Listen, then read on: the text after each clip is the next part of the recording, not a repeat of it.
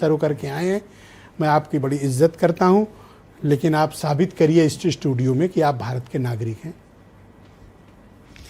ये डर तो हमको भी लगा था थोड़े दिन पैनल में सब डर गए हैं कि अब साबित कर, मैं एविडेंस लूंगा। थोड़े दिन पहले ये डर मैं हमको अपनी भी लगा 5 पीढ़ी का एविडेंस लाया हूं, इसलिए मैं आप पे चढ़ के पूछूंगा आप सबसे। गोवा में हमारे एक रिटायर्ड जनरल हैं, सुरेंद्र राजपूत किसी को मैसेज कर रहे हैं कि हमारे कागज लाओ, बोलिए। उनका एसआईआर में वोट नहीं बन पा रहा था, जो जनरल रैंक से रिटायर होकर गोवा में सेटल्ड है। जनरल? जी जी। और उनको ये साबित करना पड़ रहा था कि वो हिंदुस्तान में पैदा हुए, हिंदुस्तान के नागरिक हैं, ताकि वोटर लिस्ट में उनका नाम आ सके। 80 साल के ऊपर उनकी उम्र है और 2-3 बार वो इलेक्शन कमीशन के ऑफिस भी गोवा गए थे। मिलिट्री का जनरल किस पोजीशन का होता है? टॉप रैंक होता है? जी, टॉप रैंक। और वो ये साबित नहीं कर पा रहे थे कि वो हिंदुस्तान में पैदा हैं, लेकिन वो अपने कागजों से ये साबित कर पा रहे थे कि 42 साल फौज में नौकरी करके आए। भारतीय सेना? हाँ, भारतीय सेना, ये तो साबित कर पा रहे थे। लेकिन वो ये कह रहे थे कि 42 साल आप भारतीय सेना में सेवा करके आए हो, ठीक है, ये साबित करो कि आप भारत के नागरिक हो, तब वोट बनेगा। उसी तरीके से अगर आप पीछे जाएंगे तो वो हाई स्कूल का मार्कशीट होता था, जिससे उम्र मालूम चल जाती थी। फिर बर्थ सर्टिफिकेट आया, फिर लोग कह रहे कि राशन कार्ड संभाल के रखो, उसकी 2-4 फोटोकॉपी करके रखो। फिर उसके बाद बोले कि वो आधार कार्ड आया, अब सब लोग आधार कार्ड बनवा लो। सबने आधार कार्ड बनवाया। वोटर कार्ड आया, बोला सब लोग वोटर कार्ड बनवा लो।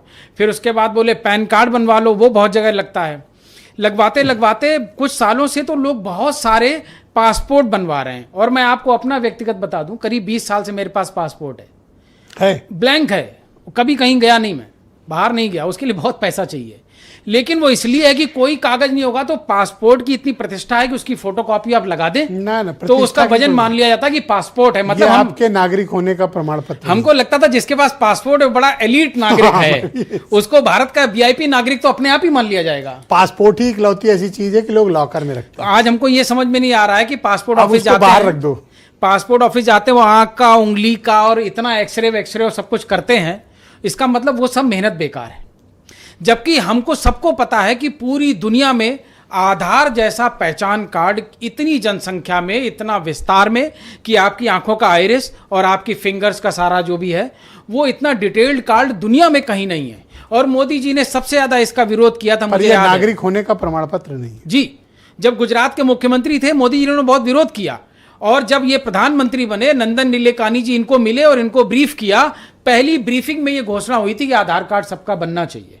अब आप ये बताइए कि अगर हमारा ये क्यों किया जा रहा है, थोड़ा इस पे आते हैं हम लोग। वो तो अब देखिए, ये वाला ये क्या संघ और भारतीय जनता पार्टी का आप समझ लीजिए, जब वो दाहिना हाथ इधर करें तो आप बायां पकड़ लो फट से इनका, आपको समझ में आ जाएगा कि ये बायां है, कहीं जा रहा है। अगर दाहिना आपको दिखे तो अगर आज ये चर्चा में आ रहा है कि पासपोर्ट जो है नागरिकता का सबूत नहीं है, तो पासपोर्ट तक मत अटकिए। अब सिस्टम वो वाला है कि देखो, राजा कहेंगे इनको हमारे राज्य में रख लिया जाए, इनको 5 गांव दे दिए जाएं, ना गांव की रजिस्ट्री ना नागरिकता कोई कागज। गांव में लोग कैसे साबित करेगा कि वो नागरिक है भारत का? आपके पास अगर मकान की रजिस्ट्री है तो क्या आप साबित कर सकते हैं कि आप उसके मालिक हैं? 3-3 मालिकों के पास रजिस्ट्री निकल आती है इसी रजिस्ट्री ऑफिस का, आप कैसे साबित करेंगे? Thank you sir. अब सिर्फ राजा साहब बताएंगे कि आप नागरिक हैं या नहीं। बहुत शुक्रिया। तो हम लोग उसी तंत्र में यही बात है। सैयद मकसूद अशरफ मेरे साथ मौजूद।